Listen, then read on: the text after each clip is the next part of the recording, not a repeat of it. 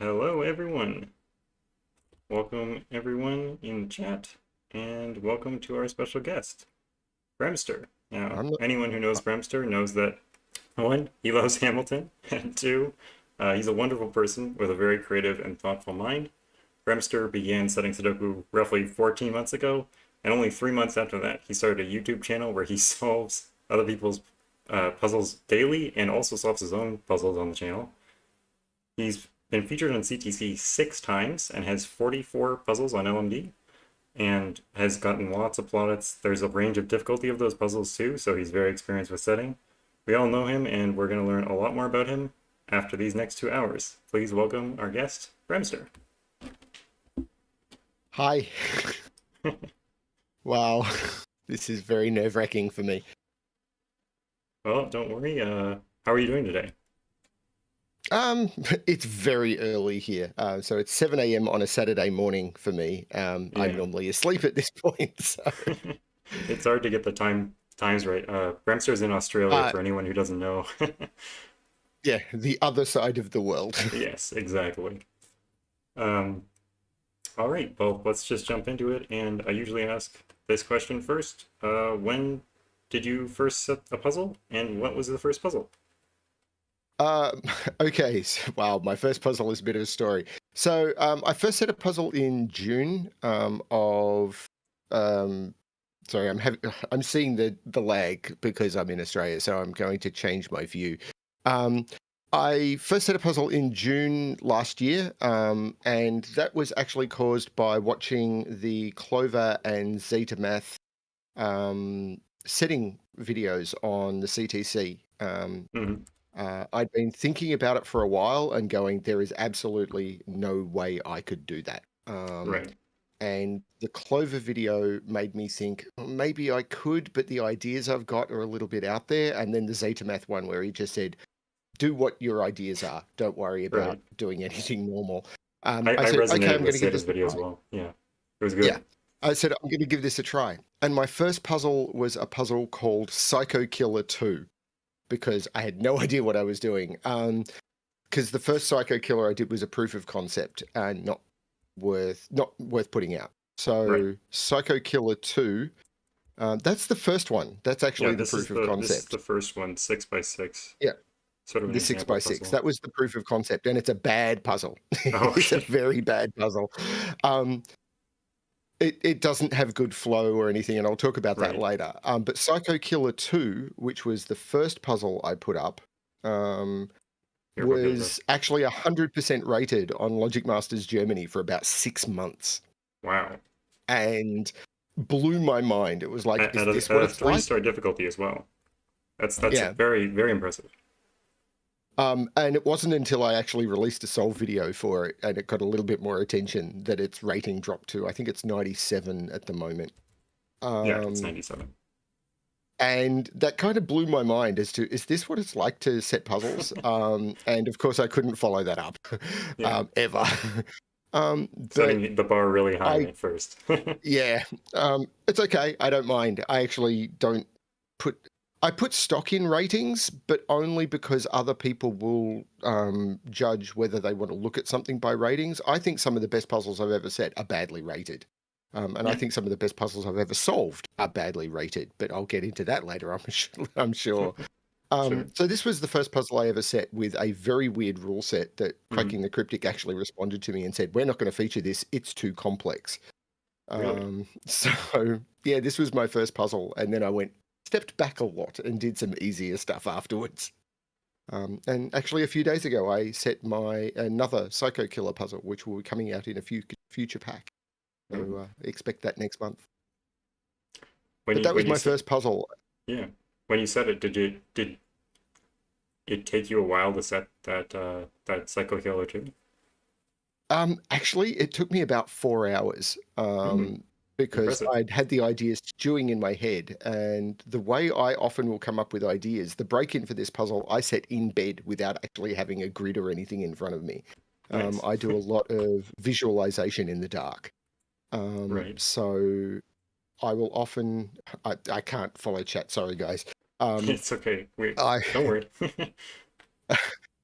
I will often just be laying there with my eyes closed and think about positions and shapes and simple break-ins or even complex break-ins, and then want to come to a grid later and try it out. And the break-in for this one I actually had fairly solid. After the break-in, nothing at all. But I was able to put the break-in in, and then the rest of the puzzle flowed because I kind of knew what I wanted to do. Right. So it took me about 4 hours to set this one. But I had been stewing on the idea for probably months, but without an idea of how to set a grid, just what I wanted to Right. do. Are you still like? I'm assuming you're still happy with this puzzle, and you're not Oh happy yeah, with the first Psycho I love Killer. this puzzle. Yeah, I love this puzzle. Yeah, the I, first one was just a does the concept work? right. And then this was the first puzzle I set. Right. I think it's actually might have contributed to the success of it that it's so mysterious. Psycho Killer 2, like, where's the first one? How do I find the first one? Is what most people probably thought. And they're like, oh, it's such a good Well, if puzzle. it Where's the drove first people a one? bit psycho, then that's perfectly fine. Exactly. Had you been solving for a while before you set this puzzle? My my story is fairly standard. I got introduced to a cracking the cryptic video. I don't remember which one. I think it was well before the Miracle Sudoku, Right. um, but I don't remember which one it was. Before I giving digits remember one? seeing I remember seeing the Miracle Sudoku video that most people talk about as my morning view when I woke up and did my routine of watching Cracking the Cryptic. Hmm. But I don't remember what the first one I saw was. I'm a board gamer, so I Yeah. used to watch a lot of board gaming and puzzle stuff from that. And while I was just scrolling through my board gaming feed, I got a Cracking the Cryptic video recommendation underneath. I think it was a Shut Up and Sit Down video. And I went, okay, don't know what this is, but I'll give it a look. And I watched it. That was a bit fun. And then I got another recommendation a couple of days later and watched that, and it was like, actually, this is really cool. But I don't remember when that was. I think it was probably early 2020. Not sure. Hmm. Had you Riff Clown? solved The answer to that is hundreds.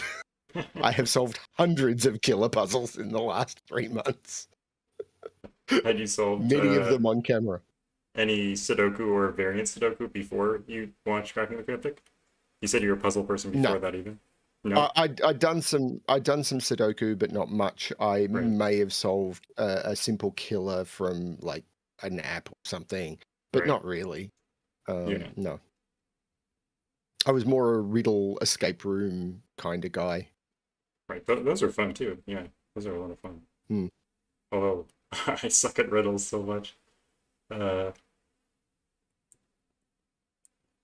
how long did it take from setting that Psycho Killer to getting your first CTC feature? I'd have to look. My first CTC feature was a puzzle called Treasure Map.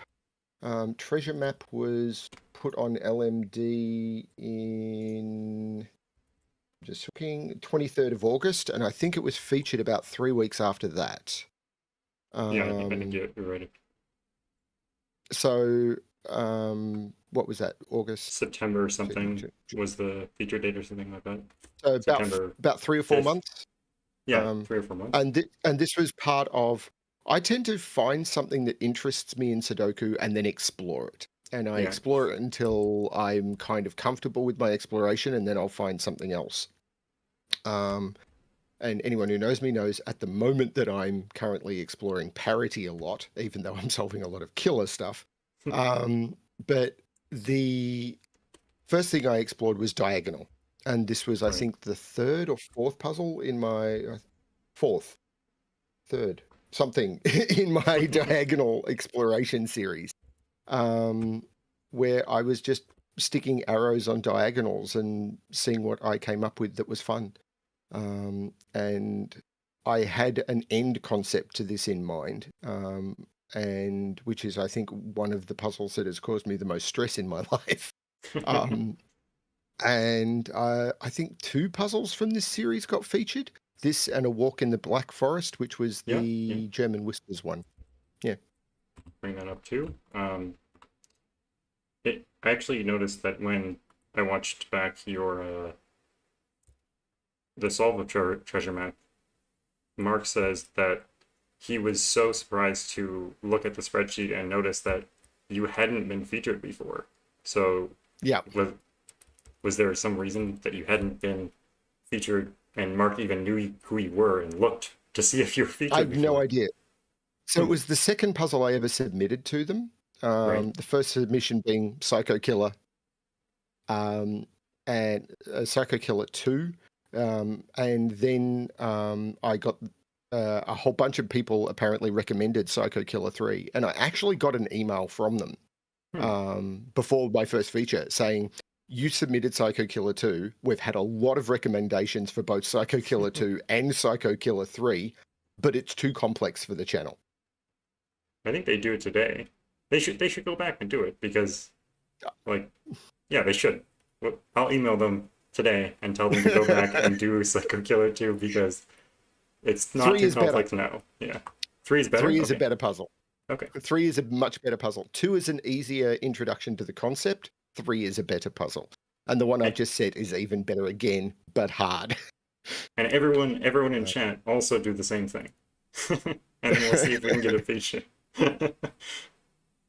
That's not what I'm here for. I'm not here to try and manipulate Mark and Simon. But I am. Psych- so, interestingly enough, tomorrow is the 1 year anniversary of my channel. Oh, And to celebrate that, I'm actually I'm releasing a video of me solving Psycho Killer 3. nice. So, So that people will see it on your channel and then see it on CTC and they'll be like, oh, this is a new puzzle. But it's actually a year old. yeah, over a year old. The psychotic tricks continue until this day. Yep. So I continued with the diagonal series where I was literally just Yeah. exploring diagonals. I'm hoping this is what you want to talk about. I mean, Yeah, we've yeah. got time. Continue. So I went through others. I did Go, which was my Kropki exploration, which is I think where I started to turn around and say constraints can be broken. Um, so Go is the one where I decided, you know what, I'm going to move the Kropki dots off the borders and put them on the diagonals. Um, and I Oh was yeah. very, very happy with this puzzle. This actually got a feature on Unshackling Sudokus and Puzzles, as did Psycho Killer 2. Right. Um, and That's a this cute is idea actually. where, yeah, The and diagonal this is, property dots. Yeah. sorry, you're The, breaking up to me, but oh, sorry. we're I a should long move way closer to away. my camera. Uh, Okay. yeah, that's a very creative idea. A lot of your stuff Yep. is very creative actually. I like coming up with those sort of I've got a weird idea and I want to try and figure out how I can make that work. And then I'll often move on before I explore it to the end point and hope other setters will pick them up. And a Right. lot of them they have. So I did this as my Kropki one. I then did a puzzle called Trench Run. You don't have to bring all of them up. They're there for Yeah. people to find. I then did a puzzle called Trench Run, which was my killer exploration, where I started playing with how diagonal would respond to killer. And then I did one called Orary, which was always going to be the end point of my series, which was, and I'll give a bit of a spoiler here, which was my exploration of diagonal with set. And Hmm. Orrery was a puzzle that caused me a lot of pain because I was very proud of this. This one took me probably 3 weeks to create. It was definitely the puzzle that I think I've spent the most time on ever, with maybe one exception, which is a 2-star difficulty puzzle. But when I created this puzzle, I got a couple of messages saying this is basically a copy of a puzzle called Tallcat's remembering called Four Corners, which I'm pretty certain was a Tallcat puzzle. Yeah, it is. I have done no research in preparation for this, and no, this wasn't featured Penguin. The reason that, and I was about to submit this because I think this is one of the best puzzles I've ever created. And when that happened, I almost pulled the puzzle. Like, I've not tried to copy anyone. I didn't remember Four Corners. I've got a terrible memory. And Four Corners This did versus not inspire Four Corners. Four Corners um, was way before my puzzle. Like mine it was does way strike a after Four very Corners. similar resemblance to it. Yep, it does, and I fully Yeah, acknowledge that. So when that happened, I turned around and said, "Okay, I need to pull this, and everything." And then Tallcat, I messaged Tallcat and apologized. And Tallcat solved the puzzle, and he can correct me here if he wishes to. I'm pretty certain I'm correct here, and said, "This is so different. The solve path on my puzzle is incredibly different to his, right. and that it was a very, very good puzzle, and I shouldn't pull it." Then Piotr V, and I think I've got that right as well, was inspired by my puzzle and created a different puzzle, which then ended up being featured, based on exactly the idea that I put into Orary and spent weeks working on. Right. So I'm not angry at Piotr. He asked me if he could do it, and I said absolutely. Yeah, ideas are out there to be shared. Yeah. People can be inspired by any of my ideas anytime. That's fine. So Orrery, because of all of this is a copy of Four Corners, I backed away. I didn't submit it, and then someone grabbed the idea I had, submitted it, and got a very popular feature, possibly Yeah, more I popular remember than that any feature that actually. I've had.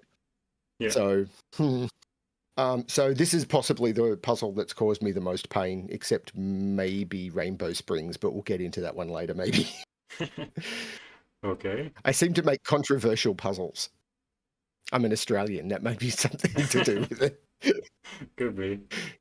Speaking of Tallcat and him saying he's jealous of your use of set in Four Corners, he asked a question that I think might be interesting right now. So he said that puzzles published by him and Kodak, which were the past two on this series, were on Yep. the harder side, usually tend to be on the harder side by those setters.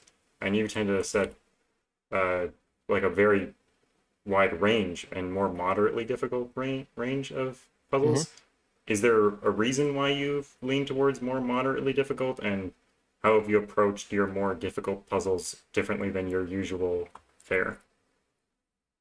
I'll put that in the chat. So there is definitely a bias for me towards puzzles that I would call threes. Right. So I try to.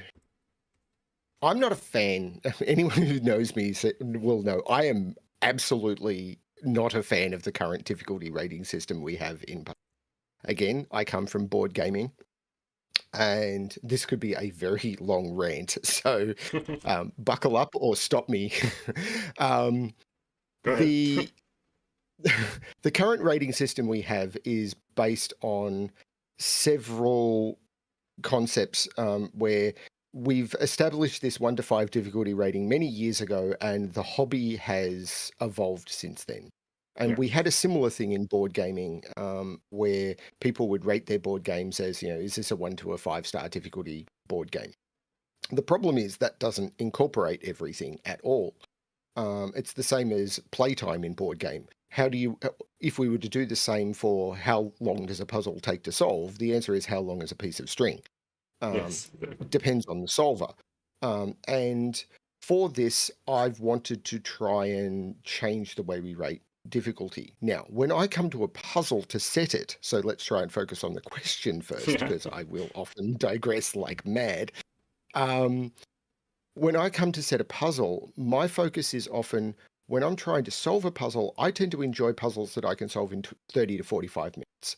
Once Right. it goes longer than that, it starts feeling like work. Now, sometimes I like work, so that's not always a bad thing. But as a general rule, once I feel my frustration level rising to a particular level, I start tuning out. Like, if I feel like I'm not progressing or there's nothing obvious for me to find, if the flow of the puzzle isn't there, I will move on. So this is where difficulty comes in for me, because there's the difficulty of the puzzle, there's the complexity of the puzzle, there's the flow of the puzzle. Now, there's Right. other things as well. And I think those are very distinct and different things. Complexity Definitely. can come from rule sets. You can have an incredibly complex puzzle that isn't difficult. You could have a puzzle that's got 43 different rules in it. It's got Kropki, it's got between lines, it's got German whispers, it's got all of the rule sets in it, which would make it incredibly complex. But it wouldn't make it difficult if all of those deductions were quite simple and it was almost gas level. However, you could have a normal Sudoku, let's pick on Tatooine Sunset, that is incredibly difficult, but it's not complex. It's just incredibly difficult. It's And almost then you've got worse that it flow. isn't complex because it is. Yeah. What do you do? What do I do with this information? There's nothing here for me. Yeah. And that leads to flow, where you've got the concept of how much are you going to hit a sticking point in the solve of your puzzle. So if you start your puzzle and you've got a point where, okay, the break into this is quite easy and you're flowing through your break in, and then you get to a point midpoint where you just stop and you can't see how to progress, that's a flow interruption. Now, those aren't bad because those can lead to some of the best oh wow moments ever in a puzzle. And I absolutely adore those oh wow moments. But I don't want them to be so hidden that you can't find them. So when I'm setting a puzzle, often what I will do is I will play around with an idea and I will try and get to what's the oh wow moment I want. Not all puzzles have to have them, in my opinion. And then when I get to that point in the solve, when I'm test solving it, is that oh wow moment too hidden? And I will often put a puzzle aside, come back to it later, and then go, without me, with my bad memory might help me, can I actually find it again? Or throw it at other testers and watch them solve. I cannot thank Skunk Works enough for me being able to throw a puzzle at a tester and watch them solve it and see them struggling to find those bits. I will often watch people do a test solve and go, I think there's something here, and have 4 people watching a puzzle for 45 minutes or trying to solve a puzzle for 45 minutes and going, let's try and figure out where the thing is here. And I'll just go, stop, don't do this. If it's 45 minutes for 4 people, this is 99% of your audience have put it away and will never come back. That's where I will revisit, add extra clues, figure out what I need to do. So when I'm coming at a puzzle for difficulty and setting it for difficulty, I am always thinking about at what point would I put a puzzle down. I'm also thinking about what is needed for the complexity and the difficulty. If I was solving this a year ago without all the tools that I've got in my bag for understanding and the practice I've had on all of the different constraints and understanding how to look at it and pull in, all of the parity tricks and all of the German whisper knowledge and all of the interactions of clues, which you get with experience. If I didn't have that experience, would this be an intractable puzzle? And if the answer is yes, it doesn't make it a bad puzzle, but it may mean my audience is much smaller. And do I want this to have a small audience or not? So does that actually answer your question, Tallcat? Because it really just comes down to re-looking at your puzzles from a different perspective. Well, and it helps that I'm not a great solver, because if I can't test solve it, then it's probably a hard puzzle. Since you're asking Tallcat, he did say it was great, it makes sense. But he did have a sort of follow-up question, which should be quick. Okay. What would you say the difficulty, for example, of grid dancing lies? Grid dancing is possibly the second hardest or hardest puzzle I've ever made. And that was deliberate. That was absolutely deliberate. I went into grid dancing with the concept of, I see people set a lot of puzzles using set. And when the set is done for the break-in, they clear the grid and they're done. And I thought that was unfortunate. And I wanted to set a puzzle where that equivalence was continued all the way through. And because I was setting for a killer pack at the time, I made it a pure killer. And when I created this and it went to a couple of testers, they went, this may be a little bit too hard for the pack. Wasn't sure, but the other thing that came up was, this puzzle is absolutely stunning. And this is my fastest creation to CTC feature ever. So that For, held up. for some reason, this video, this CTC feature, is recommended to me on a daily basis. I've watched it, and it just keeps it. I know the thumbnail by heart because it just keeps coming up over and over, like on every single video. If I watch it again, it'll still Okay. come up. I don't know why, but I awesome, but I have no idea why that is. But YouTube loves it, I yeah, guess. I wish they'd do that for my channel. Um, but yeah, um, yeah, I love this puzzle. And Simon, when he solved it, missed, I think, one of the more beautiful deductions in it. Actually, two. But that's okay. The other Yeah. thing that I find with puzzles, and this comes down to my difficulty, I love it when there's alternate solve paths in my puzzle. Hmm. I don't like it when there's bypasses to beautiful logic. Right. But if someone finds another beautiful path through my puzzle, that's okay. Yeah.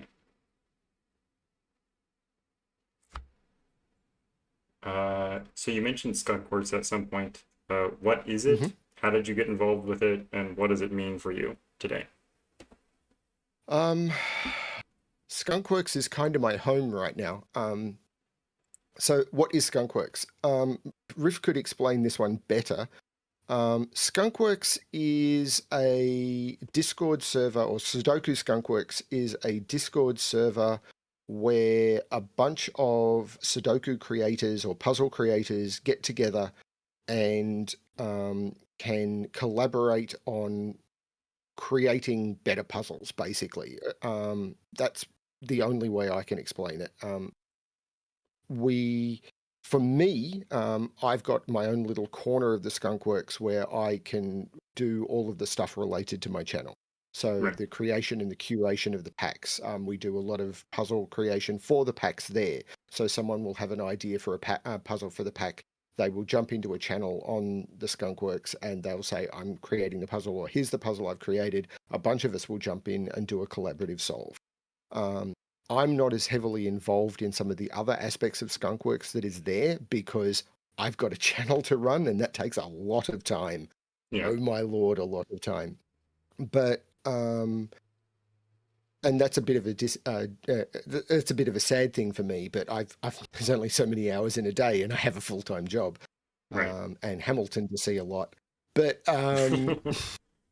the but yeah, it is a wonderful place for setters to get together and work together to make puzzles. And I've just found that community to be really, really good. And all of those collaborative sets and those collaborative solves have improved my ability to create puzzles so much it's not funny. Right. Um, I found doing it on the CTC server for me was not great because this is going to come out as a negative.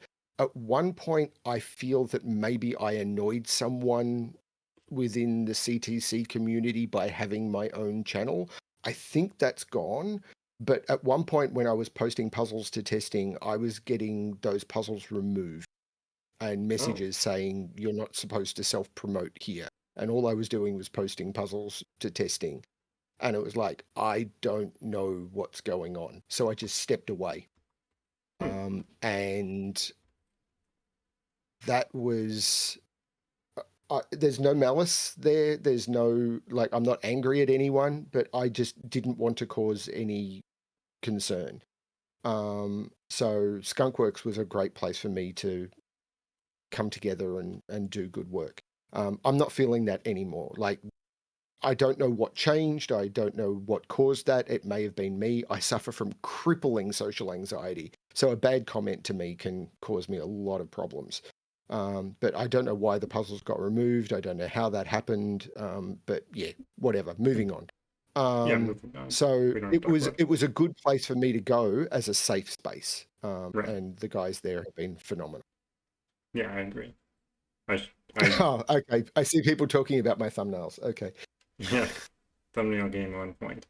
You brought up a hmm point where you said you have too much to do that you can't like um, focus on skunk works and stuff. And Playmaker asked a question: how do you balance your time schedule in real life? I think he means like work balance, life, including the puzzles. Badly. Um, so um, there's been a lot of stuff I've had to give up in my life, but I think I've gained more. Um, some of the advantage is, this is my office. This is where I work. This is where I puzzle. So that's been a huge advantage to me. The only time I ever go into my real office is when I've got theatre tickets, because the theatre where Hamilton is showing is 2 blocks from my main office. So if I'm in the office, it's because people are going. You're going to the theatre tonight, aren't you? It's like, so yeah, it's been an interesting balance for me that I can actually do a lot of the admin for the channel while I'm at work. But it is a tricky balance. I tend to do a lot of my recordings on the weekend. I know that a lot of the other channels, let's face it, Cracking the Cryptic, they try and record every day, Right. most of the time. And Simon's on holidays at the moment, and he's still recording. While he's on holidays, he had some preloaded stuff. I will try and do most of my recording on the weekends, or if I get a quiet evening, I'll try and record 3 or 4 videos and try and get them in the bank.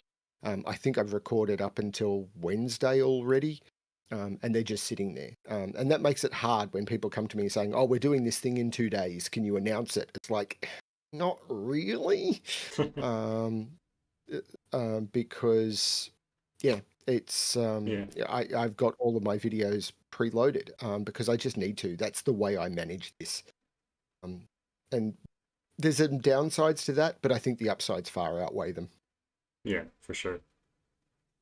I need to get If I better don't at answer the question holding them. because I've got a rambly brain, please just get me back on point. No worries. No worries. The ramble is good. It's good for interviews. Um, anyways, ramble continuing into another topic that was from quite a while ago. Do you remember the lockout line pack? uh, there's been 2 that I've done. There's Oh, been the CTC one. or 2 that I do remember the CTC one, which was Padlock. Yeah, padlock, Yes. right. I remember when that I, released, you had made a point, uh, to me personally, but also to like everyone, that it was too hard, and that that the audience was not like, we didn't understand what the audience was like. It wasn't satisfying uh, all of the patrons of CTC. And at the time, I thought I disagreed with you, but I've come to Mhm. realize that you are totally right, my friend, and that it probably was way too hard for the audience. So, do you stand by your opinion today on that? Yes and no. Okay. Like I'm the first person to admit when I've made a mistake, and I often make mistakes. Um, I will off. I will generally state that um, most of the time you want to have more content in something you release, particularly with something like puzzles, for people who are. My baseline is been in the hobby 6 months or less. So going back to the difficulty concept, because that's what this Yeah. is about. In the packs that I've released, let's pick on the one that is currently live on my channel. Yeah. Links, I assume, will be somewhere. Um, Links to the channel are everyone knows below. where to find Yeah. me. Search for BremSter on YouTube. The Skilling Sudoku pack. That's got, I think, 30, might be, yeah, I think it's 30 killer Sudoku in it, pure killers, 15 of which are what we call walks in the park, which are easy puzzles. Right. And they are designed to be solvable by anyone who's got sort of even a bit of experience. My baseline is you are in the hobby if you've been doing this for about 3 months, solving a puzzle a day for 3 months. So if you've Yeah. got 100 puzzles under your belt of like even ones in the paper, they're for you. Right. And what we did is we pulled out the concept of um, what were the main tricks that you need to solve killer puzzles, and then we created easy puzzles that showcased very clearly those tricks, and we put Right. those at the very start of the pack.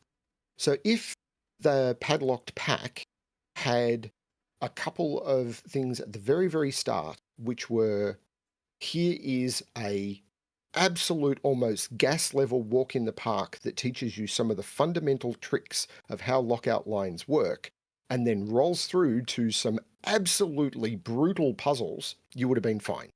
Yeah. Because as soon as someone hits a puzzle in a pack, a lot of us have puzzle solvers have some level of OCD. As soon as someone hits a puzzle they can't solve in order, often Hmm. they'll check out. And Yeah, I get exactly. this because on my packs, I turn around and say people can submit one or all solution codes when they submit to me. Like a lot of the packs that are submitted, it's like if you complete the pack, you can submit, this meta code at the end. Whereas I'll turn around and say, if here's 50 puzzles, if you solve 22 of them, send in 22 codes. You're good. Right.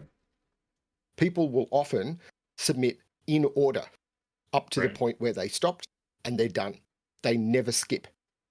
Right. Um, so, and I see that in those results. So, if you put a hard puzzle at the start of a pack, it doesn't matter if you've got easy, approachable ones after that, people won't see them. Hmm.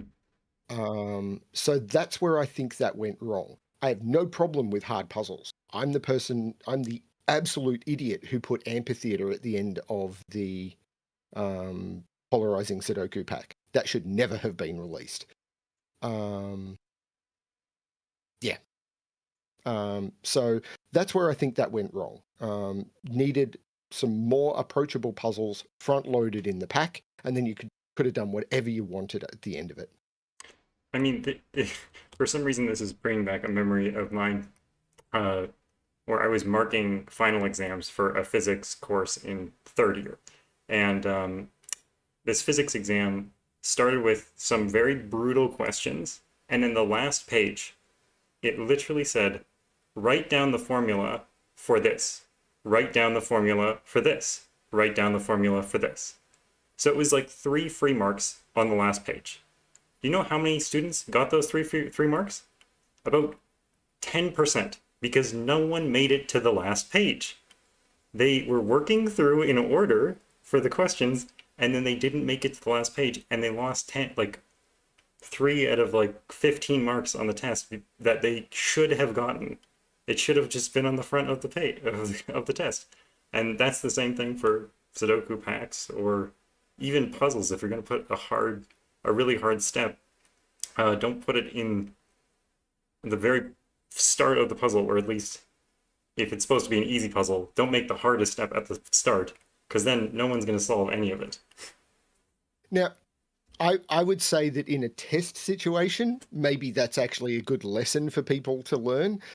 So I'm not so sure about that one, but we do this for fun. Yeah, So yeah, when you're exactly. doing something where you're wanting to teach someone a lesson, doing something like that may have value because you don't want to teach people that all of the important information, like when someone enters the workplace, you don't Hmm. want them to think, oh, all the important information is in the first 2 pages.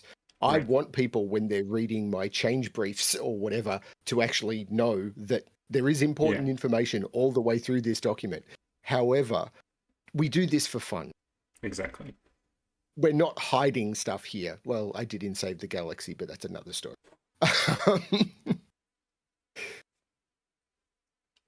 Sorry, something was bothering me. No, it's all good. um, It's your stream, dude. Do what you want. uh, something was bothering me, make my eyes water.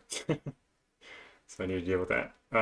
But speaking of difficulty, I also remember just another anecdote from my interactions with you. That's half of the interview is just my interactions with you, and then I'm asking you questions about it because I'm curious.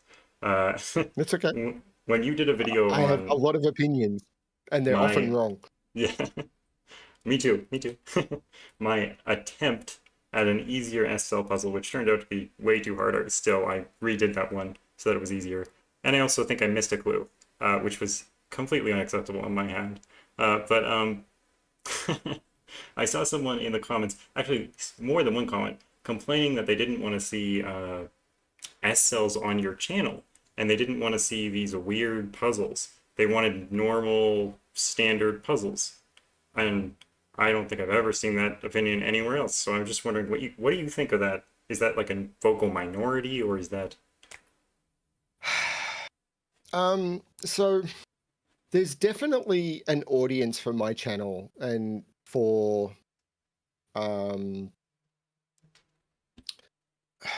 do I put this without offending anyone? I seem to have attracted, because of my opinions on difficulty, I think I've attracted the people who want to be able to come to the channel and know that the puzzles that they're going to get are probably going to be solvable by them. Right. I will, no offense to the amazing setters I see in chat whose names are actually daunting to me. There are people who I go to Cracking the Cryptic and I will rarely attempt to solve their puzzle.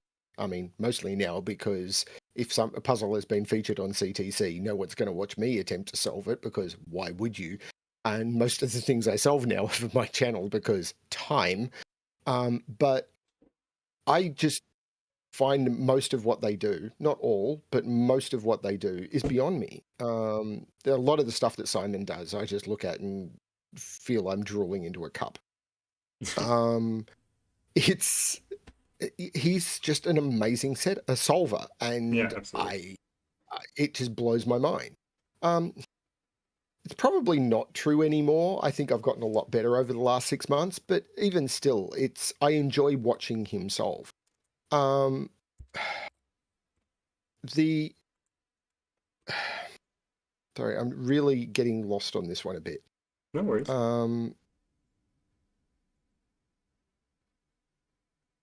We can just move on. I do remember people turning around and saying that, that's it, this puzzle was too hard, you've lost a subscriber. To which my response Whoa. was, Yeah, bye, goodbye. have fun. I'm going to do on my channel what I want to do. If I see a puzzle and I think it's cool, I'm going to do it. If I see a puzzle that I can solve in 5 minutes, but it's someone's first puzzle and they're really proud of it, and I think it's a cool puzzle, I'm going to do it. Even if most people turn around and say, this was too easy to get a video. Right. Great. On your channel, don't do it. If people turn around and say, this was way too hard for your channel, it's like, you can make it too hard for your channel. I'm going to do what the heck I want because I'm kind of the boss here. There's always going to be one tomorrow, probably. And there's all this extra hidden content now that you can watch, or there's 330 something historical videos you can watch, or there's Cracking the Cryptic, or Right. Ransk, or Scott, or Unshackling Sudokus and Puzzles, or Smart Hobbies, or Wensheng, or watch someone else's video today. Yeah. It's BremSter. Go And somewhere else for a day. It's fine. I think Nordy made an interesting, I don't know if it was a point, but he said he's a puzzle libertarian. He believes that all puzzles have value. The easy ones, the hard ones, the simple ones, the complex ones, which Yeah, I thought was a good I admit phrase. I'm biased away from the hard puzzles, partly Hmm. because I often can't solve them, and I will generally find that, I mean, I've posted videos where I have spent an hour on a solve, then had to step away, get some help, come back, record the middle of the solve, get stuck again, stop, step away, get some more help, come back, record the end of the solve, edit out the bits where I've got help and post it and stay. I got stuck at this point. I Hmm. got help, or I read the solution guide. It's why my submission guide now is more like CTC, where I say, please provide hints, or preferably, if your puzzle is really hard, a full solution guide, because I'll Right. solve it, go, no, I'm done. Read the solution guide, figure out what the next step is, and then come back and discover it. I've got a drama background. I will try and present the puzzle in a good way, even if it's a bit of a lie. This is YouTube.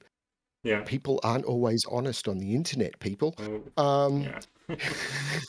um, it's I'm here to present good puzzles. Yeah. And if I have to edit a video rather than turn around and say, this was a really cool puzzle, I couldn't solve it, it won't be seen, I will go, this is a really cool puzzle, I couldn't solve it, I will make it work if I can. There are some Right. I can't. There are some I just literally don't comprehend the puzzle, and therefore I can't present it in a good way, and therefore I can't put it on my channel. Well, I think I did say this to you at one point, is that I think your channel is almost more accessible than CTC because you're easier to empathize with because you're at the same sort of level of a solver, like not at the same level as like a beginner, but way closer than Simon or Mark is. And that's not an insult. That's a like, it's like I don't want to watch like a computer solver solve a puzzle. That's the most efficient way for the puzzle to be solved, but I don't want to watch a computer solver solve a puzzle. I want to watch something I can empathize with, right? I've I don't know just if there lost was a audio question there. from. Sorry to talk over you. Go ahead. No, I just lost audio from you. I saw you talking, but couldn't hear you. Oh, can Um, you hear me now? yeah, it's all good. Um, I agree. I will say that of all of the people I have seen online solve puzzles, I'm probably the lowest skilled. And I'm comfortable with that. Like, I'm happy to be the clown solving puzzles. No offense, Riff. Um, uh, No the offense to you. You're it's not the clown. You're the like it's lovable uncle or something. I don't know. okay. I don't know how to But yeah, phrase it. but I'm happy to be the one who people can look at and go, oh my God, I'm so much faster than BremSter. It's like, probably. I'm just doing this for fun. I set up my channel for a very different reason to most people. And yeah, I, I'm just having fun with it. It's like I'm not doing this as a job. I Yeah, mean, I'm monetized now, but it's not my primary source of income by any stretch of the imagination. yeah, Yeah, this is just me having fun with it. right. And speaking of having fun, uh, and related to your YouTube channel, Naverio asked, as a content creator who solves puzzles uh, daily on YouTube. Well, you don't solve them daily, but you put out content daily. Is there Hmm. any difference for you while solving a puzzle for YouTube in comparison to solving a puzzle just for fun? Or maybe what puzzles do you choose? Um, as a general rule at the moment, I choose what's submitted. Um, most of the solving I'm doing at the moment is either things that have been submitted, things that are for the packs. Um, so because I'm curating like a pack a month at the moment, and I've got a lot of puzzles in works for the pack, I'm focusing on those.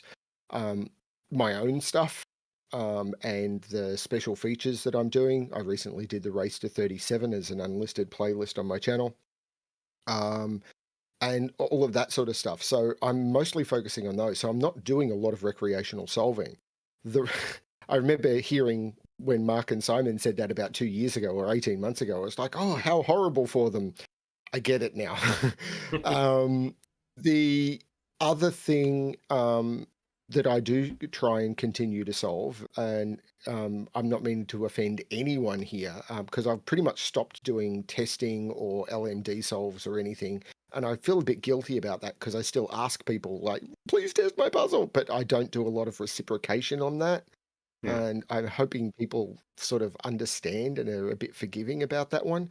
But I still do Ashish Kumar's enthralling Sudoku packs. I don't do all of the puzzles in them, but I try and do like a dozen a month, just right, randomly selected, because I find his pack in particular just are great for honing basic Sudoku skills. So his classics, they're not like I I may use an X-wing or a Y-wing, but they're never needed. They're just pure scanning exercise. and his the variants that he puts out are simple, but the puzzles aren't simple, but they're not complex. Back to the difficulty thing. The difficulty range, you know, there is in the mid range, but the complexity is normally pretty low. So I Right. can use that to sort of build some of those fundamental skills that I'm talking about. You know, when people are assuming what skill sets people have to solve their puzzle, I'm building those up by Right. solving his puzzles. So I find that very, very useful. So they're about the only things that I solve that aren't specifically channel related at the moment, which is a bit unfortunate, but I'll have more time when Hamilton leaves Melbourne. There'll be a week. There'll be a week where I'm just constantly drunk and crying under my desk, and then I'll recover and I'll be fine. um, you often say in your videos or even on LMD or Discord sometimes that you struggle with your own puzzles on camera. Is there a reason Oh that you yeah, don't just write out the solve path before starting to record? Like, is that a philosophy um, thing? I've done that in the past. Um, Part of it is, I think, time. So that would require me to spend a bit of time doing that. Part of it is I kind of like solving my own puzzles. Um, Right. when I did Psycho Killer 3, which is going to be my feature tomorrow, so in about 36 hours, a bit more than, for the first anniversary of my channel. Congratulations, by the way. The I forgot to say that. Yeah, it's weird. Yeah. Um, the coming back to that puzzle after 15 months of not even looking at it was completely new to me. Like, I knew the rule set, I knew that I'd created it. I actually pick on the setter a few times saying, like, who would set something like this? This is weird. And I know I'm sort of playing up to it. As I said, I like to be a bit of a clown. But the yeah, I love coming back to my puzzles, and that's partly because of my philosophy of setting, which I don't think I've gone into yet. Um, uh, but because of the philosophy behind what I try and do when I set a puzzle, coming back to my own puzzles I find very rewarding. So I actually want to normally try and do as much of a blind solve of my own puzzles as I can. Right. Well, let's talk about setting then. Doomdia asked, what advice or feedback did you get when you first started setting puzzles that you would want to pass along to other new setters? Um, Number one would be just try stuff. Mhm. Don't be scared to just try stuff. Um, and I think it, number two, and I would actually say this is more important, is when you've tried stuff, test, test, test, test, and then test. Right. As you've done on your, there is no such thing as enough testing.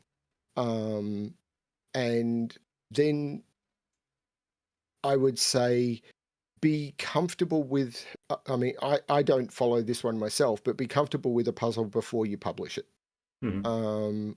I will publish stuff, particularly a Patreon preview. I will do a puzzle, run through a test, go, that's good enough for a Patreon preview. And then if my Patreons come back and complain about it, then it's like, maybe this won't hit LMD. But it's, and for me, that's just time. But test, yeah, but a lot of it just comes from just keep playing with ideas, because often the silliest idea will lead to the best puzzle. And it may not be the Absolutely. puzzle that you played with, but just play with stuff. Um, yeah, and I think it was Zetamat's uh, setting video. I haven't watched it in months. Yeah, Where he turned around and said, just don't be afraid to put stuff in and see what happens, because that's how you learn. definitely. Um, yeah. Um, and then Super Rabbit followed up on Doomdiat's question with, is there any advice you have received slash seen given that you absolutely wouldn't pass on to a new setter? Yeah. So I don't think it was Codec, but it was around the time I was talking to Codec, which was someone basically said there was, if someone finds a way through your puzzle that is not what you intended, your puzzle is broken. That is not true. I disagree with that 100%. A lot of people here may disagree with me on this one. That makes me want to cry that someone said that to a new setter. Someone said it to me. Oh no. It's fine. I'm kind of tough enough. I'm not very tough, but you know what I mean. It's the whole concept of single solve path, and I still see people say this with the concept of I can't add another clue because if I add another clue, then that will give too much information away, and it will mean that my solve path there's multiple paths through my puzzle. Right. I see in comments on so many videos, it's like, but this cage wasn't needed, or this arrow wasn't needed, or I didn't use this clue. So what? Someone else may have. Often when I'm testing my puzzles, and this goes back to middle difficulty, I will try and solve a puzzle saying, I'm going to start here, or I'm going to start here, or I'm going to start here and go this way around the grid, or here and go this way around the grid, or what if I didn't see this deduction? Can I still solve the puzzle? And often with my easier puzzles in the 2 or 3 range, the answer is yes. And I will use different clues in different ways. So just because you didn't use a clue doesn't mean that other solvers didn't. So removing clues that aren't needed in your solve path is a piece of advice that I got early on, and I disagree with it completely. Yeah, me as well. I actually often say that I will do that, that I'll test something with trying to ignore a specific piece of logic that I think is hard. And I don't think I've ever said this, but when I find a different way through, I don't try to get rid of it. I don't know if I've ever explicitly said that, but don't try to get rid of through alternative paths. That I'm looking for those. Those are good things. I do want to jump in very quickly at this point. Yeah. I just did a puzzle with Randall called Arsenic on Rye, which is a sandwich killer puzzle. And we published the puzzle and we were happy with it. And then someone found a bypass to all of the core logic. At which point we released a version 2, which had all of the core logic preserved, but didn't have that bypass in it. That's a different thing. That was literally someone turned around and went, this piece of logic, and it literally, there were like 5 main deductions and they skipped 3 of them. I was like, So we didn't pull the original puzzle. We just released a version 2. Yeah, I mean, that's a good thing. That means you get an extra puzzle for free. The ideas weren't used. So, and version 2 has been rated terribly, I think because it's a version 2. Oh, well, we're happy with it. We think it's a great puzzle. Other people don't have to. Well, that leads right into what value have you gotten from collaborative setting experiences? I am a much better setter from doing collaborative setting, pretty much starting with much of the quads, which happened shortly after I joined Skunk Works. And again, this is going to be a bit of a story. Kind of what I do. I come from a role-playing and board gaming background. I've said that before, so storytelling. It started with my exploration of the diagonal constraint, and I was trying to figure out what I was going to do next. The next thing I explored was German Whispers, and then I set a puzzle which wasn't German Whispers. It was a quad puzzle called Gyrus, or Gyrus, where, depending on how you pronounce that. And I kind of was like, this quadruple constraint is interesting. And then I wanted to do a pack for my channel. And I said, I want to do a quadruple And on Skunk Works, I announced this and we set up a channel to talk about it. This is Gyrus. Yeah. Yep, that's Gyrus. And then I set up a pack and we started working on March of the Quads, which was the pack based purely around the quadruples constraint. And with that, we started doing collaborative setting. Mhm. And I was blown away by how powerful collaborative setting was. Now, I think we took it a little bit too far with Skunk Works, with March of the Quads, not with Skunk Works. That was a misspeak on my behalf. Skunk Works is great. With March of the Quads, where someone would be driving the puzzle creation and they would be the main person behind the creation of the puzzle.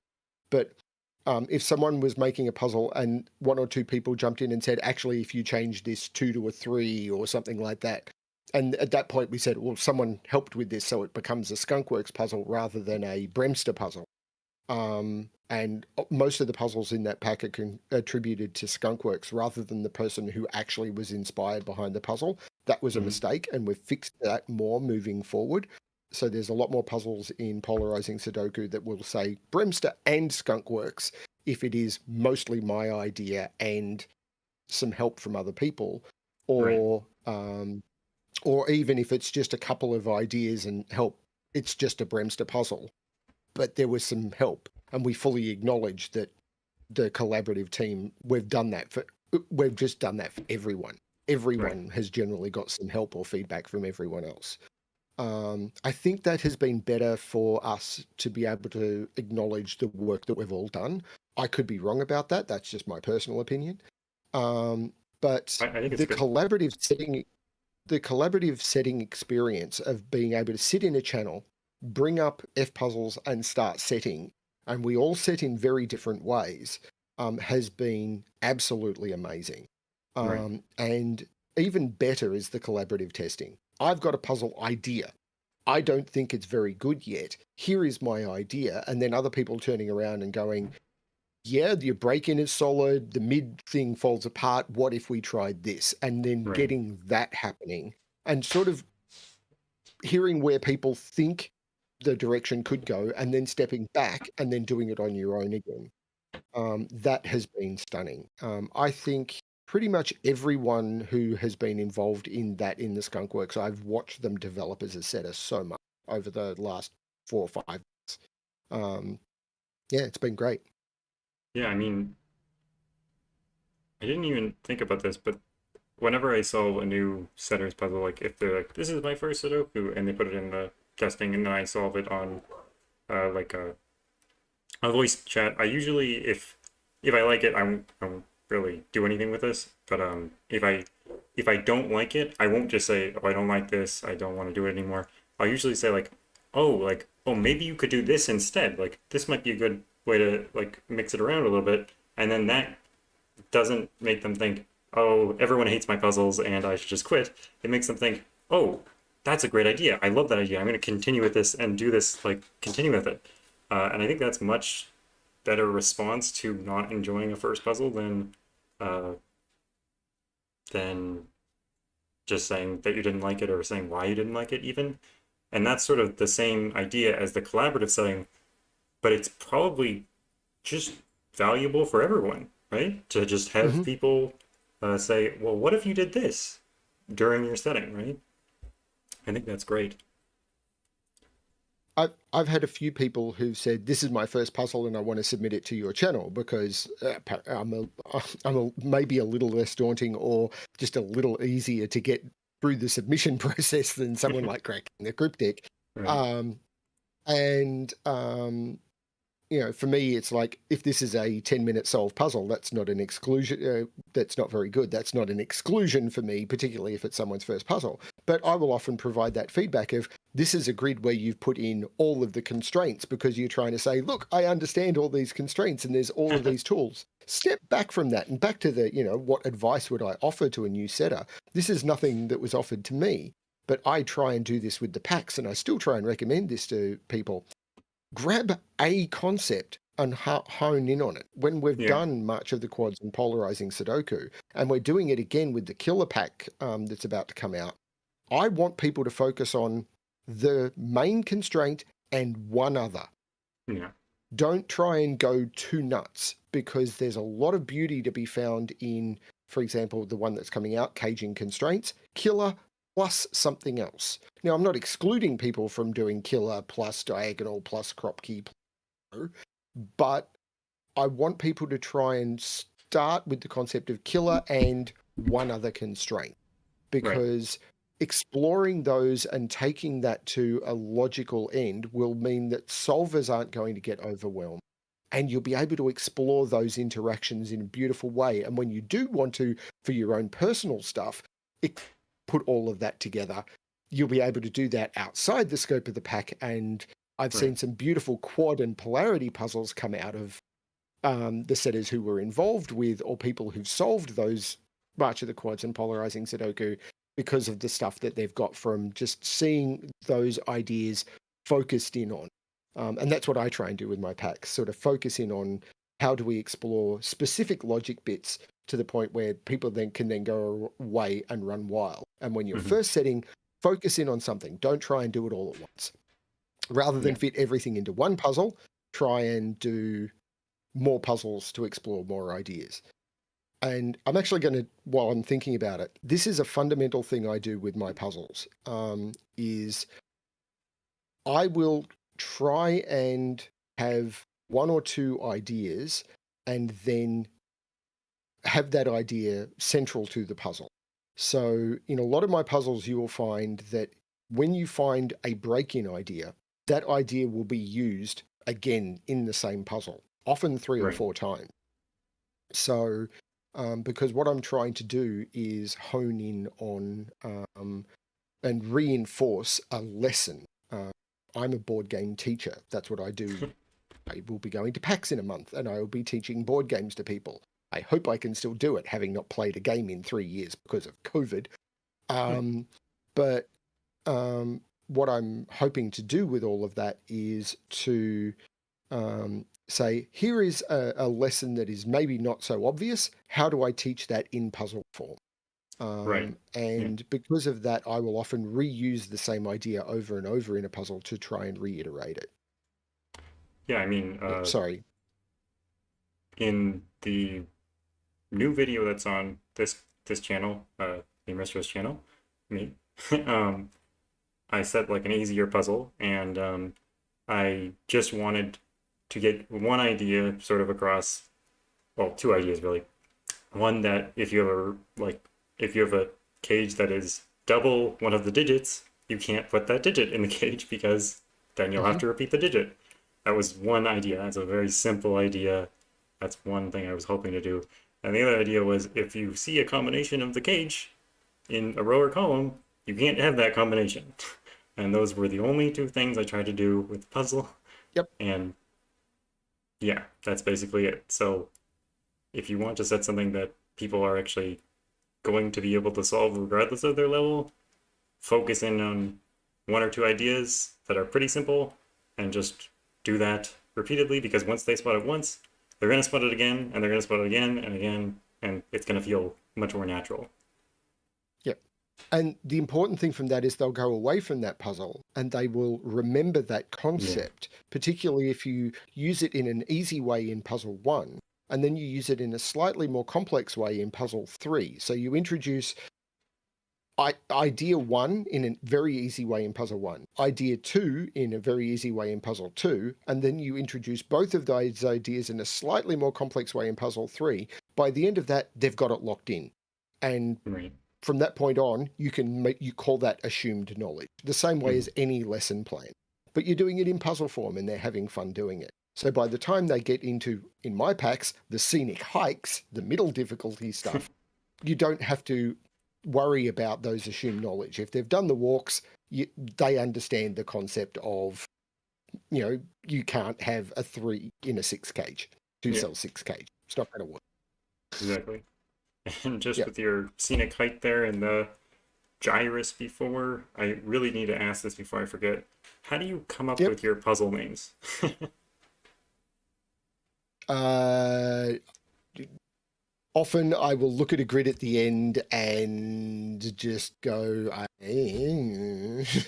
um, So Gyrus was very much a case of I looked at the shape of the ships and the fact that they were in the corners, and it just reminded me of the video game I played way too much when I was a kid. That was basically it. Um, the each puzzle is a bit different. I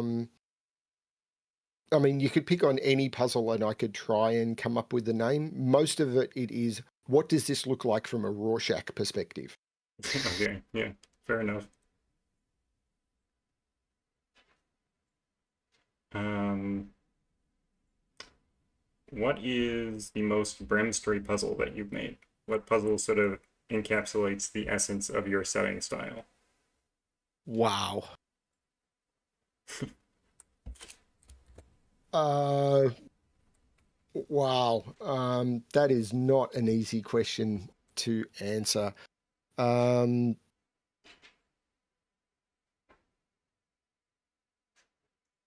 ooh. If I was going, just looking at your background image Yeah. on the stream, I'm probably going to pick on 4DS. Okay. That's great. I think 4DS is probably it.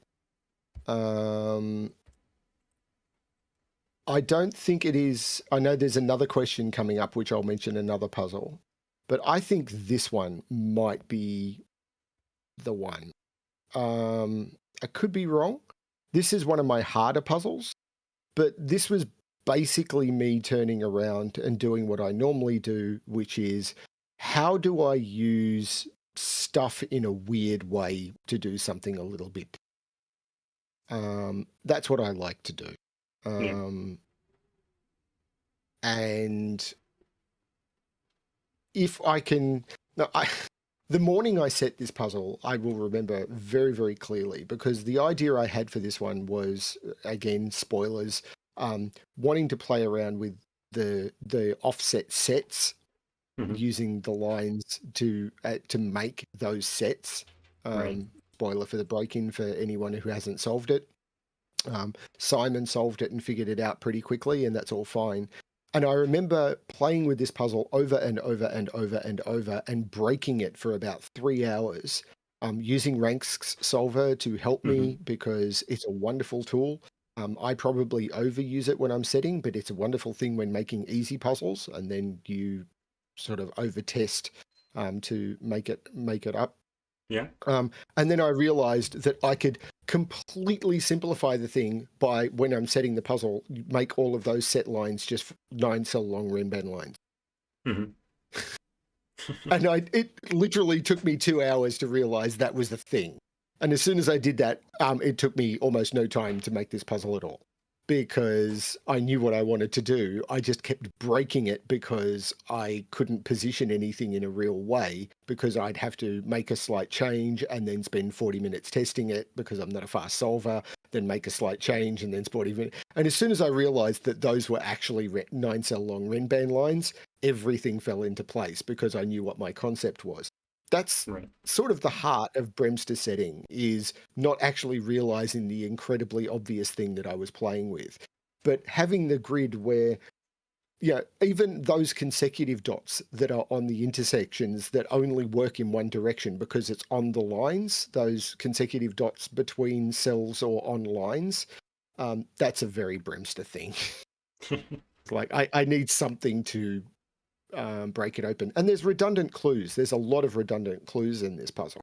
But without those redundant clues, there are very few people who could solve this puzzle. Yeah.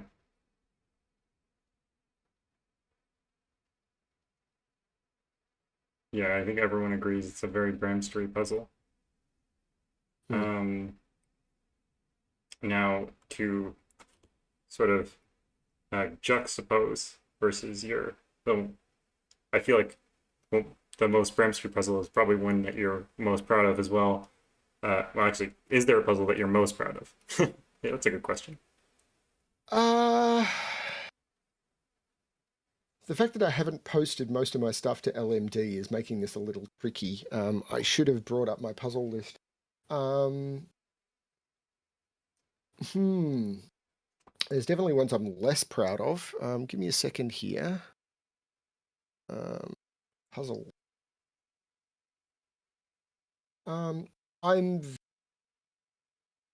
I've got to stop looking at ones that haven't been fully publicly released yet. I'm very happy with Grid Dancing, I Yeah. must admit. I think Grid Dancing was an exceptional puzzle. I'm very happy with. There was a puzzle that was released called. Trying to find the name of it. The Palatine Games, which was a 1-star puzzle that got a Yeah. 91% rating on LMD, which was just blew my mind. Orary is one I'm happy with. Bounty is one I'm happy with, and Jade Palace may actually be what I consider to be one of my hidden masterpieces. Mm-hmm. Yeah. So BremSter has a it's spreadsheet. BremSter has about 40 spreadsheets, depending on what you're looking at. This puzzle, this is probably my hidden masterpiece that I think. This is probably the puzzle I wish got more attention. If there was any puzzle I could turn around and say I wish that had got that I submitted to CTC, I wish had got a feature, it was this, um and maybe actually the other one would be that 70s puzzle. the what puzzle, sorry? That 70s puzzle. Oh, that's 70s puzzle. That one's really really pretty looking. So I'll bring it up. But in the meantime, I'll ask you: do you usually submit your puzzles to CTC, or do you just let someone else do that for you? I submit once a month because partly because I don't feel that my puzzles are the sort of ones that get recommendations.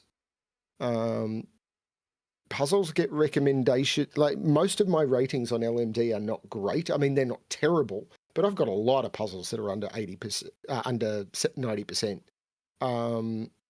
I, yeah, I don't know. Maybe it's because I get a feature for most of my puzzles because I solve them for myself. So, they're on the internet somewhere. And particularly now that I've got my own hidden playlist that people can go to see me solve my own puzzles without them getting a main feature. Um, but um, I I try and Simon has often said, and I'm not comparing myself to Fistamafel here, but Simon has often said about Fistamafel that he will have an idea and then he will refine that idea until he has the best possible example of that idea. Mhm. That's not the way I work. I have an idea and then I make a workable introduction to that idea and then I put it out there for other people to explore if they want to, because Right. I'm not a genius at that level. Fully acknowledged. So what I want to do is I want to say, here is a really cool idea that I played with to the best of my ability. So you can't even speak. To the best of my ability, I want people to have fun with it. Mhm. So I do that in a different way. I don't want to sit on an idea for months and months and months and refine it to it's the best it can be. I want to just release the idea. Right. Yeah. Yeah,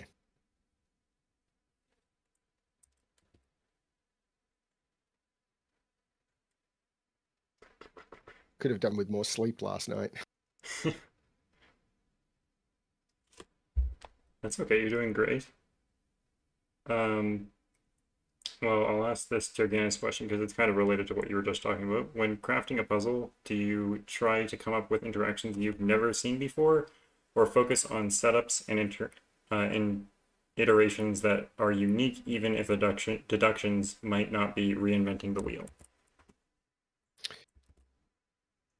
A bit of both. Um, so if you bring up Jade Palace again, Yep. this is a great example. I'm spoiling all of my tricks. Yeah. So anyone who's watching this who hasn't solved these puzzles is going to like ruin everything. Well, So if they have this the is memory of us, then they'll just forget everything you said. So. true enough. So I called this one my hidden masterpiece. And this is sort of a little bit of both. This is when I was playing with German Whispers. And I realized something about German whispers that almost certainly other people knew, but I had not realized to for myself to the extent. Mm-hmm. And when I realized to the extent myself how much there was a particular thing with German whispers, I wanted to make a puzzle that would mean that once people had solved this puzzle, they would not forget it. Right. Again, teach some fundamental concepts. So, in answer to the question, what I try and do is I try and get a fundamental concept or a fundamental trick that can be used in other puzzles and then make a puzzle that will make sure that someone will remember that forever. We did that with Mad Scientist Fabric Box. Sotek set a puzzle for the Killer Sudoku pack that is coming out. We spent ages trying to solve it. It is definitely a trek into the wilderness. It is a hard puzzle. We learned a important trick for that. And then we said, how do we communicate that trick? And the answer was not in that puzzle, Yeah. because it would break that puzzle to teach it in that.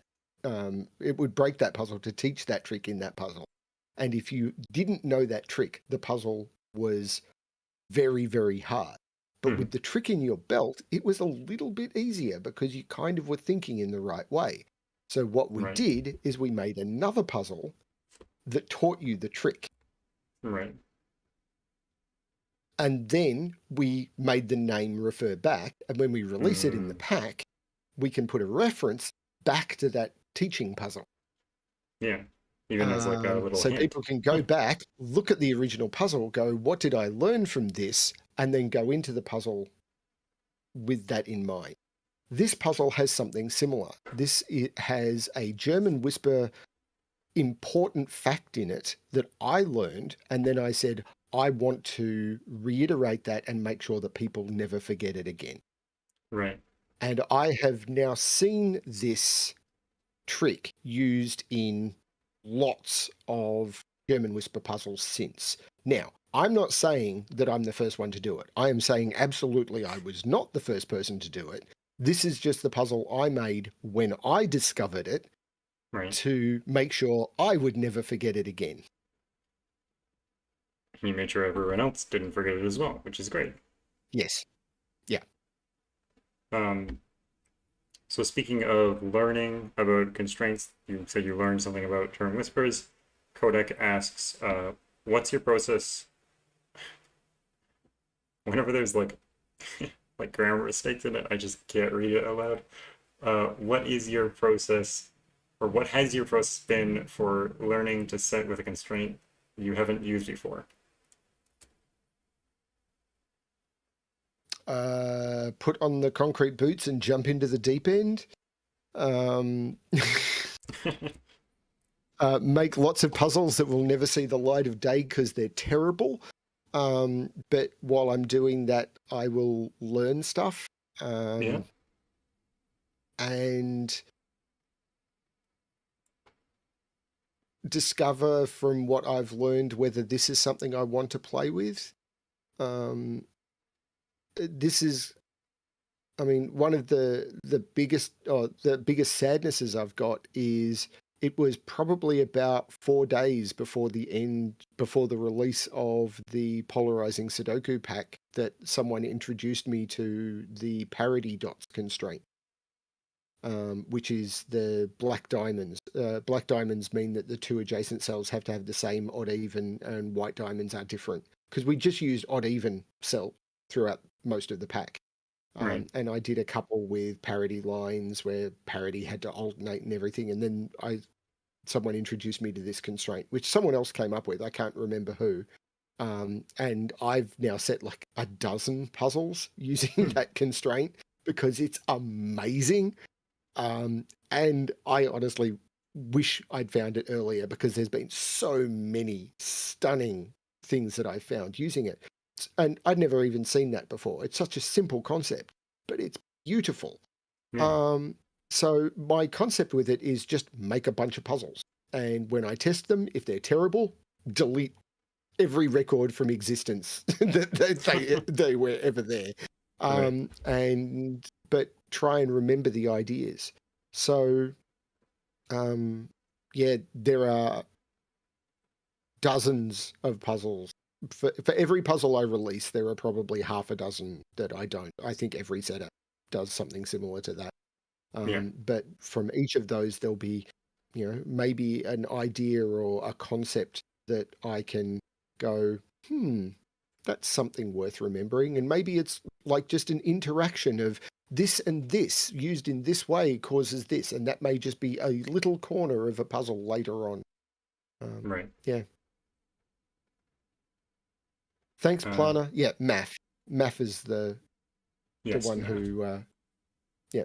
And honestly, It's I've always set math. maybe a dozen puzzles using them, and they are great. Like Hmm. on play with parody. And I've started using parody in solving so many ways now. It's great.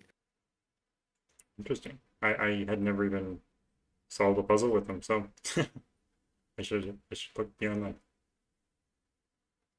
that. Playmaker asked, how often do you get pressure from viewers to or for video/puzzle ideas?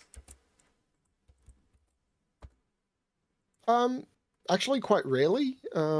People will often submit puzzles to me that I just have to flat out reject. Well, not often, but sometimes. I would say I'm up to about 30% of the things that are sent to me, I just have to flat out reject as not being appropriate. Either cannot be recreated in Sudoku pad, which for me at the moment is a hard pass, or some people have said, unfortunately, this can't be. And it's like, you just watch, I can. But, I think someone recently sent in a puzzle that was a 31 by 31 grid. I have terrible eyesight. There is no way I'm solving something on a 31 by 31 grid. um, I mean, congratulations on setting that thing, but no. And it was basically a massive overlapping samurai Sudoku. Probably an amazing puzzle, but I'm not doing it on channel. Um, I think this person and needs to think bigger. Maybe 32 by 32, and then maybe BremSter will solve it. yeah, no. Um, So, and as I said, thank you for the submission. I really appreciate it, but it's just not something I can do. And there's other puzzles that have been sent in that some of the math puzzles that get sent in and everything, I literally just have to turn around and say, I cannot genuinely say that I solved this. And honestly, I can't even explain some of the concepts in the puzzle. So Hmm. this is not a fit for my channel, and I'm sorry. And I hope setters understand that. I wish more of the bigger name setters would submit to me and not go, oh, BremSter just does easy. I wish more of the big name setters would set puzzles that were a little bit more approachable to people, because I think some of the big name setters do have this reputation for only setting puzzles that most solvers can't solve. So it's like, oh, when this person sets something, I love it when they're featured on CTC. I'll never solve one of their puzzles. Why? I would love it if some of those people would set, more approachable puzzles, and send them to me. Um, but or not, just make those more Yeah. available. So yeah, for I don't get a lot of pressure to do anything, and if I do get pressure, I basically ignore it. It's my channel. I'm going to do what I want. Yeah. Um, yeah, there are no hard and fast rules. Naverio, there's a whole process to BremSter submission uh, procedure. There's a video on it, I think he has. It's I've got a video. There's a free Patreon post, and they are both linked to in the description of every single one of my videos. um, have you ever And set there's pop non up in every single one of my videos. sorry, Sorry. in the description of every single one of them, you said? Yep. And a pop up I put in Oh, I know. all of the videos for like the last 2 months. Right. Jeez. Uh, have you ever set non-Sudoku? How did that go? Uh, I haven't, because most of the tools that do non Sudoku, when I first started solving, don't work on my computer, or they do now, but I still have problems with them. When I first started solving, I have eyesight problems. Partly because I suffer from chronic migraine, and partly because I just have bad eyes.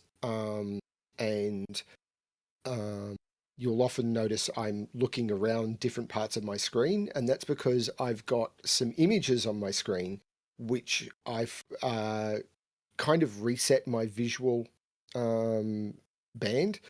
If I Mm-hmm. stare at a grid for too long, it will just start turning into a blur. Mm. And if I have too much coloring on a grid, um, it will start to cause visual color on the side of my vision is a warning that I'm about to have a migraine or a silent migraine. And Mm. if I look at solid static color blocks of color for too long, my brain will think I'm getting the effect of having a migraine and almost trigger a migraine. It's kind of Oh, a loop. So I find coloring puzzles very, very difficult. Penpa, which is the thing, or what's the other one? Plus or something, which are the puzzling. main tools you use. Puzzlink, which are the ones that main ones that people use for that, didn't work with the visual assistance software that I had to use when I first started solving puzzles. So I used to have visual assistant software loaded on my previous computer in order to be able to even solve any puzzle. And the minute I used to hit the keybind to cause the zoom effect that would allow me to see a grid, because when I first solved, I could only literally zoom in on one box at a time. People ask me why my scanning is atrocious. It's because my visual range is literally about 4 cells by 4 cells. I can't see a whole grid at once. My eyes just won't let me do it. Um, Penpa, the minute I hit that key, Penpa would reset. Just done. So I'd literally have to do all of those puzzles almost in memory. And a lot of them are very large grids. So I'm literally, this close to the screen trying to see what's going on, which means my scanning range is even worse. And it's just, so they were just too hard. Right. Even an easy puzzle would take me forever because I'm trying to struggle with the software and everything. Penpa's got better. I don't need the visual assistant software anymore because I've got a much bigger screen. All of that stuff has improved, but now I'm running a Sudoku channel mostly, and it's just harder for me to get over that hurdle. I should Yeah. do it. I absolutely should do it. But when I'm solving hard Sudoku and I can't even solve gaps, it kind of feels like I would be taking a huge leap backwards if I started solving pencil puzzles. Right. And finding the time to do it has been the problem. Absolutely. Um, what is your biggest puzzling regret? Any puzzle you'd like to redo or take back? Um, I wish I hadn't included amphitheater in polarizing Sudoku. That was a puzzle that should never have been released. Um, I have two puzzles. I mentioned Orary before. Mm-hmm. I wish the Orary debacle had not happened and I had been able to get that out as the idea that it was. I'm not complaining at Tallcat. I am not complaining at the person who said that this was a copy of a Tallcat puzzle. I am not complaining at Piotr V for getting a feature using that idea at all. Congratulations to, well, two of them. Um, but I wish that hadn't happened and Orrery could have been the the a master, the absolute beauty that I think it could have been. Yeah. Rainbow Springs is my current controversy. And I wish that I could do the ideas that I think are important without them being controversial. That they're my regrets. I should never have released Amphitheater in polarizing Sudoku. I think that's my biggest regret. But this is the other controversy. I wish I could not have these controversies. What is the controversy on Rainbow Springs? So I released this as a chaos construction because, as I've said before in this stream many times, I believe that puzzles should be welcoming to people. And I like to create puzzles that turn around to people who may not have done something before and say, try this. This is a chaos construction that can be solved as a Latin square. You can completely solve the Sudoku in this puzzle without doing any of the regions at all. So I got lots and lots and lots of messages saying, how dare you label this as a chaos construction when you do not need to solve the regions? When you can actually solve this purely as a Sudoku. It is much easier if you solve the regions first, or if you move between Sudoku and regions and Sudoku and regions and Sudoku and regions, but you don't need to. That's So, so weird. How is that a debacle? but you can, I literally had to remove the chaos construction tag from this puzzle. I got a message saying that there had been enough complaints about this puzzle that the chaos construction tag had to be removed. I don't understand why someone would try to solve it without. But no, I mean, I knew from testing. I think it was Tiganis, I could be wrong, who literally, when I posted this to testing, responded saying, I solved the Sudoku completely before I even looked at the regions. I knew that was a thing. I didn't know before I posted it to the archive or to LMD. I didn't know that before I posted it to testing because that's not the way I'd done it myself. But I wanted this to be if you've never done, I'd never done a chaos construction puzzle before. I'd solved like one of them and I'd always struggled with them because the rule sets are always too complex for me. I Right. find, and this is back to complexity versus difficulty. I'd always found them both too complex and too difficult. So I wanted to make one that was simple and not difficult. And that was this. Or at least as much as you can with a chaos construction. And I wanted to make a welcoming chaos construction puzzle. And I've received about equal numbers of people saying this was a beautiful chaos construction puzzle because it's the first one I've been able to complete. And I received as many people turning around and saying, you did absolute wrong. You should never have named this a chaos construction puzzle. Okay. I'm just trying to Well, make puzzles. And I've had people who've come back to me afterwards saying, after doing this, I tried some others. So it introduced them and got them starting looking at chaos constructions, which I'd always found too hard before. And now, so they're doing other chaos constructions now. okay. But Well, still, I'm I'll being validate you told, and just say even the most recent comment from, I think, yesterday is like, I'm in the camp of this was never a chaos construction. I'll validate you and say that's completely ridiculous. And um, I can't even People are believe. allowed to have their opinions. It's fine. I mean, objectively, it's completely fine to label something a chaos construction, even if it's by all means not. Like how like it's like saying that chaos constructions aren't Sudoku because you're not doing Sudoku. It's just the Latin square because there's not regions before. It's like you can't label it Sudoku, As I, but it as I is. said, it's a puzzle. Yeah. I find it fine. But the whole controversy is what annoys me because I'm just trying to make these things more welcoming to more people. That's my entire Yeah. goal. Make puzzles more approachable. And by approachable, I mean less.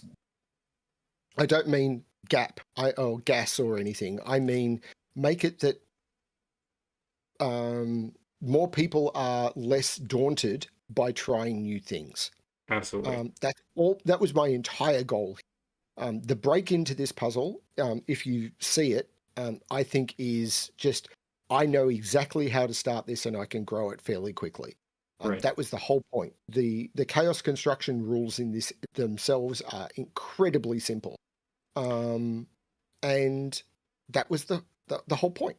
Um, and yeah, all of a sudden it was like because this can be solved as a Latin square, you cannot possibly label this as a chaos construction. Okay, As I I'll said, actually say one more thing about this before we move on because I'm fired up now because I had no idea about this controversy before. Uh, if you want to say that something isn't a chaos construction, right?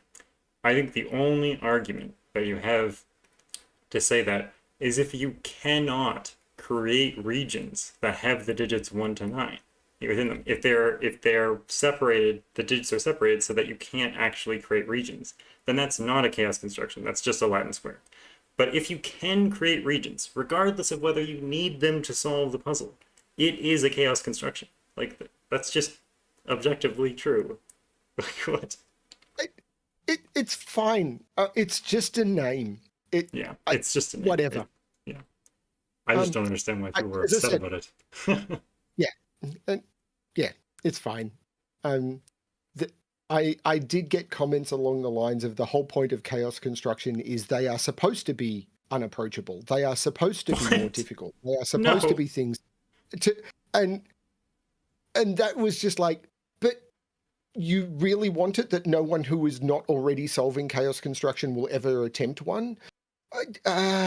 I just stepped back and went, okay, I won't set another one for a while, if ever. Yeah, I'm not going to say today what I may or may not do tomorrow because who knows? But yeah, it exists. Yeah. People can do it or not. Um, But I haven't posted to LMD since. yeah. Yeah. Yeah. Jeez.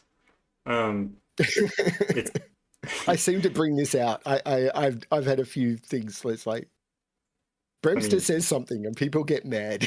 it's not your fault. It's not. It's like it's like if you took away a Spider-Man toy from your nephew and gave it to his friend, and then he's like, "That's my toy. He can't play with that." That's basically what had just happened. You gave chaos constructions to easier solvers, and they're like, "You can't do that. That's our thing." But I didn't take it away from my Yeah, nephew you and give didn't it to take it someone else. away. I gave the same toy to more people Yeah, for free. yeah. Oh gosh. Anyways, we should move on. Yeah, Turganus asks, do you have a disparity between what you like to set and what you like to solve? I create what I would like to solve, basically. I find hard puzzles. I enjoy hard puzzles. I just find that, again, because of my eyesight issues and everything, like I will admit, I've been sitting at this screen now for a couple of hours and my eyes are hurt. So anything where I need to concentrate for more than about 90 minutes is just hard for me. I need to take a break, and often when I come back, I've lost track of what I do. So for me, the sweet spot is kind of 45 to 60 minutes. So I try and set puzzles that I can solve in 45 to 60 minutes because then I Right. can test them. Right. Um, And uh, Directionary yeah. asks, what's your favorite constraint to solve or set with, and why? I go through phases. At the moment, I'm really enjoying the parody stuff and I'm doing Yeah. a lot of killer stuff because of the killer pack. Hmm. Um, I would say the constraint that I enjoy the most is probably the outside constraint, which is the one where the digits that are outside the row or the column must appear in the first three cells in that direction from the row or the column. It is one I was introduced to very early on, and it is my mother's favorite constraint. So I Hmm. like creating puzzles in that are basically gas level for my mum. I wouldn't publish those anywhere else because they are often you can put in digits without pencil marking because she's not a phenomenal solver. She's okay, but anything harder than gas level will take her days. Um, so I will often create those. And I have pretty much included one of those in every pack because of mum. Well, this is officially the most wholesome thing we've ever featured on the channel. That's very wholesome. Um, Sorry, my cat is screaming at me. I locked mine out. Naverio, Naverio asks, you occasionally solve your own puzzles on your own channel. How do you decide which puzzles of yours you want to feature? And I know you have a hidden playlists, but which ones on the main channel? Maybe. So originally my channel was set up to solve my own puzzles. The channel Oh got yeah. created because of oh pretty. Um, my channel got created because I created a puzzle that I could not solve. Sotek showed me how to solve my own puzzle. Oh, okay. It was never going to get released if it wasn't for Sotek showing me how. It was just an idea that we played with, and I released the puzzle. I did a video for the puzzle, and then I released that. And originally, it was just going to be me doing my own puzzles, and then some friends Right. sent me a puzzle, said do mine, and it grew from there. So it's changed over time. I eventually just did which puzzles am I the proudest of. And I then wanted to say, okay, I'm getting enough submissions now. I don't want this to just be BremSter Hmm. featuring BremSter puzzle. Right. So that's why I created the hidden playlist. Or it's not a hidden playlist, it's a public playlist, but all Yeah. the videos in it are unlisted. So if you go to the playlist section of my channel, there's a bunch there of my puzzle videos. And that has done a couple of things for me. So which ones do I feature myself? Either the ones that I'm really, really proud of, or the ones that historically it's been just the ones that because that playlist is quite new, it's been the puzzles that I really like. Right. Now that I've got that playlist, I'm pretty much doing all of them because I can dump whatever I want in there. Right. And they're not going to interfere with the main channel at all. It also gives me a bit of a buffer. If I get sick Hmm. or something goes wrong and I can't record, I can literally just turn around to that playlist and say, you know what? I'm just going to schedule those to be released one a day for the next week. And while people may go, why are we just getting BremSter puzzles? I can just put a Yeah. message in the community saying, I can't record for the next 2 weeks. Here's stuff from the backlog. And I Right. can release, Race to 37 videos, Skilling Sudoku videos, BremSter videos, and I can pull stuff out of those hidden playlists to make sure that the channel keeps getting content, even if I record. So it's given me that as a nice thing as well. Yeah. Which ones do I release? The ones that I think are good enough, or ones that I need when I don't have submissions. But I've recently been doing okay for submissions, so I'm okay. What's the Yeah. kiddie's name? This is more important than me talking about my own puzzle. Uh, the kitty's name is Clark, which is. Can you not? He's trying to hit my headphones out of my ears. Um, Headphones are tasty, I'm sure. yeah, his name is Clark, which is kind of funny because I won't try to dox Tall Cat or anything, but his Discord handle is Clarky76 or something like that. And when I looked at that, I was like, "Is Tall Cat my cat?"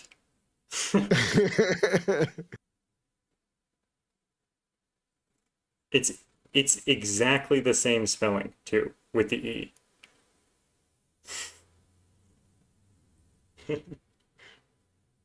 Anyways, well, I don't want to give you a migraine, and we're 10 minutes out from No, no, no. the. Okay. Yeah, I have no idea if we've covered everything you wanted to. I could I've just covered ramble every forever. question that I have for you specifically, and every question that is from the viewers has, I think, technically been answered. Some of them are answered in other places where I didn't mention the question, but they have been answered Yeah, nonetheless. We can keep going if you want to, but I don't want to. I've dimmed my screen. It may not Okay. look like it, but I have, and I'm good. I Okay, I'm well, happy if chat has questions and you're happy. yeah. I mean, I have more questions. 10-minute Hamilton session. No, there's I no have such thing. questions from. Oh yeah, I forgot about this one. Riffclan asked a while ago, "What's your favorite whoa that actually works moment?" Oh, crikey. Scarabs. Probably scarabs. Scarabs was probably the first puzzle I had, which was discovery rather than me actually setting out to create something. and I will put this down to Rank's solver, where I was doing my German whispers exploration, and I was just playing around with shapes of German whisper lines, Hmm. and I created the shape in the top left corner, and it was like, okay, that does interesting things, and then I replicated it. I've said before, once I come up with an idea, I like to replicate it and try and explore it. And it was Right. like, wait a minute, I can resolve this entire grid with those Kropki dots. That felt like a discovery. That felt like it was something that was in the marble waiting to be discovered rather than Right. me chiseling it out. That was an, oh wow, that actually works moment for me. Yeah. Hmm. Oh, we broke the solver a lot of times setting March of the Quads. We did. Some of that was a bug in the solver. um, yeah. Uh, So there was some very funny moments when setting March of the Quads where we put a perfectly valid clue in and the solver just said no. And it was like, I think it was, we said we wanted to put a 1 in a cell or something that could absolutely take a 1. And the solver just went, no, that's not possible. It was like, but we just laughed. It was very funny. I can't remember that specifically now. It was 6 months ago. But yeah, there was some really collaborative setting can lead to some very, very funny moments. And just, it's a lot of fun. I recommend people try it. But yeah, no, this was my, oh my God, that works moment. nice. Uh, I Ish Twos asks, how many submissions do you get? It varies. So most days I get 0. I would say yesterday I got 9, which is by far a record. Hmm. Um, like by far. Um, Most of the times I get just enough to keep me going. Right. Um, at the this is the first time I have been completely overwhelmed. Uh, So it will be interesting to see how I go moving forward. It would be nice if, this was to generate some more interest. But I normally get, I would say, on average, about 8 to 9 a week. Yeah. Like they're saying in chat, I think you're going to get a lot more, especially since you puzzles from, uh, asked for puzzles from, Anyone. yeah, anyone. But Kodak, I will be clear here, 4s and 5s, 5s are unlikely to be looked at. 4s are, yeah, maybe. And yeah, we'll yeah, I mean, see. if you're watching this and you're like, I'm going to submit the 5-star, I don't know what you're getting out of this. Like, I think you're a bit confused. Um, Yeah. uh, I am not Simon and Mark, yeah. and yeah. Kodak asks, what's your least favorite variant at the moment?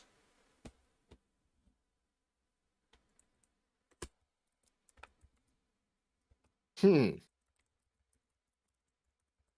Uh, I'm not a huge fan of chaos construction right now because of the controversy.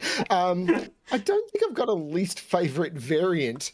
Um, there are things that I'm definitely struggling with, like numbered rooms is still something that I'm having a lot of trouble with. Hmm. But that's just because I have not explored them.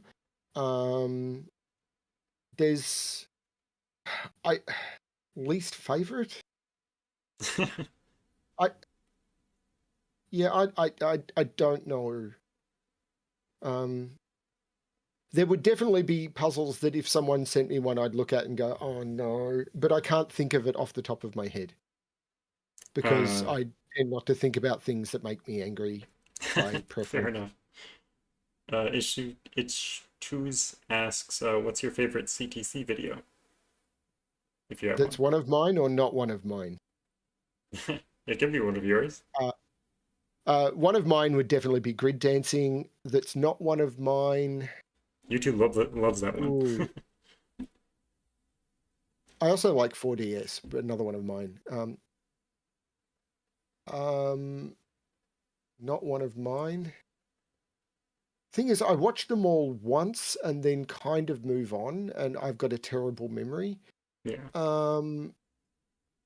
I really liked Clover's recent puzzle because the older ones I just forget. Clover's recent killer puzzle, which caused me to release all of the Race to 37 early, which was the... Remember the Everest? name of it? No, it was just a killer about a week ago. Oh, a week ago. Um, The Knot. The Knot. Talk the at it. Knot. I really enjoyed the Knot. Um, yeah, I'm not a very discriminating consumer. I People will turn around and say, picking on, for example, the Star Wars movies. I'm a huge Star Wars fan. And people turn around and say, oh, the prequels were terrible. Yeah, they were. I still watch them semi-regularly because they're just silly fun. I'm a Yeah. big fan of silly fun. Like, something doesn't have to be high art for me to appreciate it. I Right. love high art. I go to the theatre every week, not just when Hamilton's in town. And but I love going to see Shakespeare and I love going to the opera, but that doesn't mean I won't go and see something that is numbingly stupid. One of my favorite movies of all time is Hudson Hawk. That is not a great movie, but I love it. Um, so I don't tend to remember um, particular puzzle solve videos. So I'm sorry to every single setter in the channel that I'm not picking on your video and saying it's my favorite. No worries. We actually have Clover on Monday on Yep, this same interview, so uh, yep. good little plug there at the end. Jovial asked a question to Tallcat when we had him on, and it's a pretty good question. Do you have any specific setter that you normally solve from when you're looking for inspiration? Uh, Sotek, Directionary, Zegres, Riff Clown. I'm going to forget people. All of these people are people who, when I solve their puzzles, I go, okay, that's something I need to remember. I'm obviously forgetting people, and that's going to annoy people. Oh, it's fine. The answer is no. Again, mostly because I solve from my channel. Yeah, And the stuff that gets submitted to my channel, people tend to be fairly selective about stuff that they want to be seen publicly. So I tend to get really good stuff. right, Um, or if I don't get really good stuff, I've got something that's a little bit interesting. So I tend to get that curation done a bit for me. right, I'm lucky in that regard. But the pack stuff has really helped me also get that level of curation. So yeah, it's weird. Um, right. Is there any I am very partial to Zegres. say grace puzzles? Nice. Yeah. Well, maybe this answers my other question because I was just about to ask, is there any setter which you get a puzzle from submitted to your channel and you're like, yes, yes, I am so happy to solve this puzzle. Zegres, Directionary, Riff Clown. If I did every Riff Clown puzzle that was submitted to me, I think I would do nothing but Riff Clown puzzles because Riff Clown is an amazing setter and does so much good stuff. That's not quite true, but yeah, Riff Clown is an amazing setter. Yeah. Jadawa. Again, there's so many names, and yeah, I just really enjoy them all. So I don't think there's ever that yes moment. I mean, I get a virtual puzzle, and there's a oh cool, I can do a virtual puzzle, but then there's also a oh now I've actually got to do a virtual puzzle on camera, and solving a puzzle on camera is a very different experience, as you will know. Yes, Yeah. virtual has an interesting mind. Uh, that's the almost an hour or 2 hours up, but we'll Yeah. end with sort of Time an has flown. easy question. This is a great talk. I've really enjoyed it, and apparently my cat has also really enjoyed it. Um, what do you think your best puzzle name is? And then we'll say goodbye. Best puzzle name Yeah. that is relevant to the. Uh, possibly I can't even remember. Possibly grid dancing. I was gonna suggest that one. Um, That one's really good. Like, yeah, possibly grid dancing. Again, I'm only looking at LMD, which is only a small selection. yeah. Actually, the other good candidate would be Battle of Actium. Hmm. Because Battle of Actium, when I was test solving it, the whole story of the battle came into my head. That got renamed in testing. Mad Scientist Fabric Box is another one I'm pretty happy with, but that's not my puzzle. That's an hour puzzle. Yeah. All right. Well, thank you so much, Bremster. Thank you so much to everyone watching. And yeah, see you guys next time. And just in time for the bot to come. Go away, bots. More bots. Oh, and I Throw completely more forgot bots. to thank Bremster for supporting me on Patreon. And thank you to Logan Wall as well. He's the other new patron. So there's three of them now. They're multiplying. Um, hopefully. Uh, and yeah, thanks everyone. Don't forget to like the stream, like the video, subscribe, all that stuff. Just for the algorithm, you know. I have to say this stuff. You know the deal. I forget to say this. I've given up saying this stuff. I probably should more often. Yeah, I forget to say it almost every time. And yeah, thank you so much for waking up early and letting us pick your brain. Have a good rest of your day. And I've got to go to my sister's birthday Thanks, dinner. everyone. So, Yeah. bye bye.